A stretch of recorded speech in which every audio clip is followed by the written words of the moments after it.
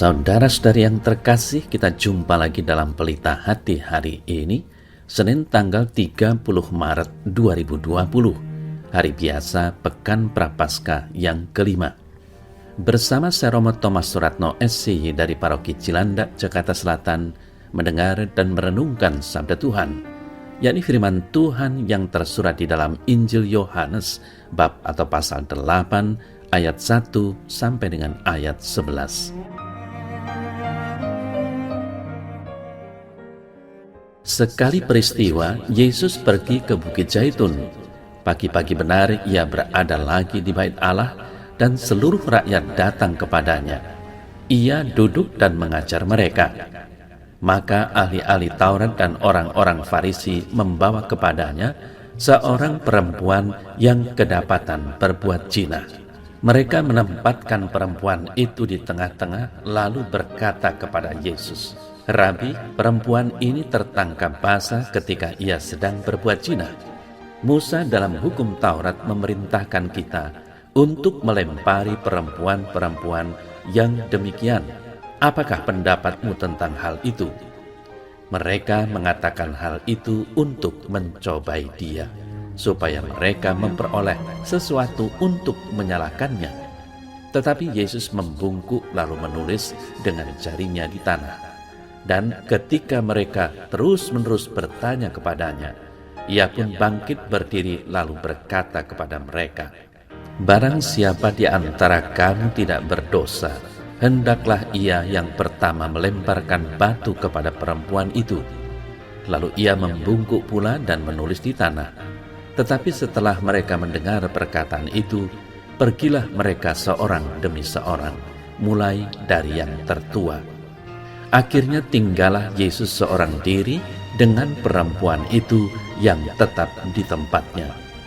Lalu Yesus bangkit berdiri dan berkata kepadanya, "Hai perempuan, di manakah mereka?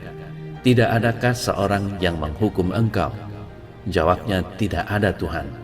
Lalu kata Yesus, "Aku pun tidak menghukum engkau. Pergilah dan jangan berbuat dosa lagi mulai dari sekarang."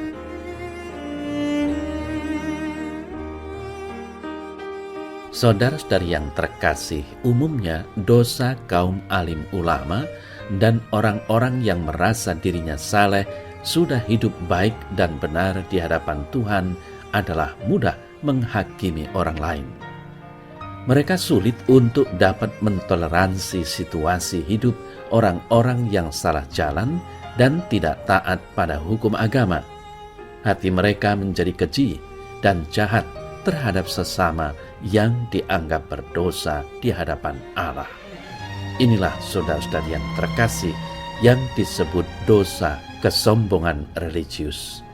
Di antara semua dosa yang ada, dosa yang satu ini justru yang paling berbahaya, sebab yang bersangkutan malah mengira kesalahan yang dilakukannya itu justru suatu tindakan mulia, atau bisa juga dia merasa orang yang paling benar, tidak pernah salah, tetapi memiliki kecenderungan menghakimi orang lain.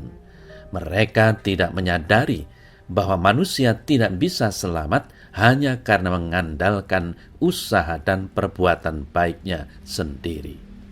Saudara-saudari yang terkasih, setiap manusia, betapapun baik kehidupan yang sudah dijalaninya, ia tetap membutuhkan belas kasih Tuhan.